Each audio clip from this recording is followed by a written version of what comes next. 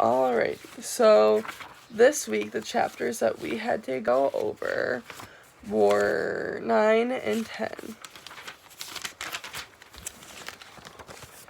In chapter 9,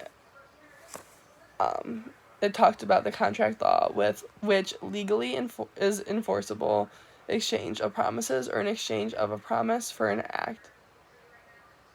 It also went over like the classification of contracts, which is express, implied, bilateral, unilateral, void, voidable, valid, executed, unenforceable, and contract. Legal elements of a legal contract would be the legal offer, the legal acceptance, the consideration, the genuine assent, the competent parties, and the legal object.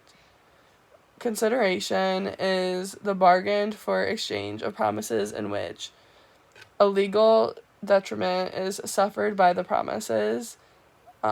Contracts that must be in writing would be the sale of the interest of land, pay of debts to another, and not performable in 1 year. So the parole or oral evidence rule is when parties have executed a written agreement which is complete on its face, oral agreements made prior or at the same time that vary, alter, or contradict the written agreement are invalid.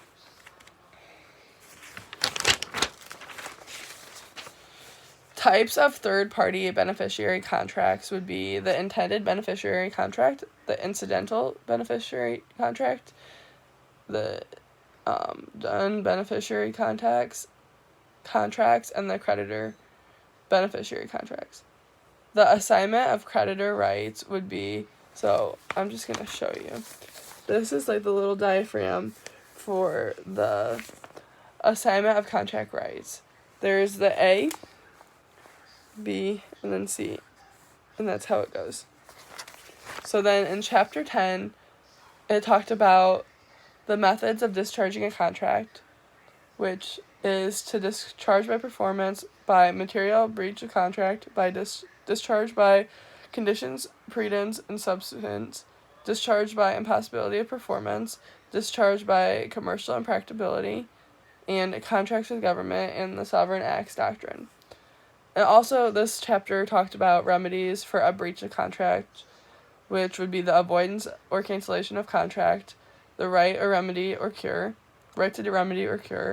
setting of additional time or extension, price reduction, money damages, specific performance. The monetary damages or legal remedies are the dollar sum awarded for a breach of contract, the punitive damages, nominal damages, and liquid damages. This chapter also talked about e-contracts, which are click-on terms that indicate agreement to the terms outlined in an offer, and e-signatures, which allows consumers and businesses to sign contracts online. I never really liked e-signatures, but sometimes they're something that you have to do. The global dimension of contract and sales law, the Convention of Contracts for the International Sales of Goods, provide uniformity in international transactions, cover all contracts for the sale of goods in countries that can be ratified. I think that's something like important that they talked about were the e-contracts and e-signatures, because that is something that is big nowadays, because a lot of deals and plans are made online because your partner may be across the world, or the person that you're partnering with may be across the world, and that's the only way that you can get them to sign. So this is something that nowadays we're going to have to become accustomed to.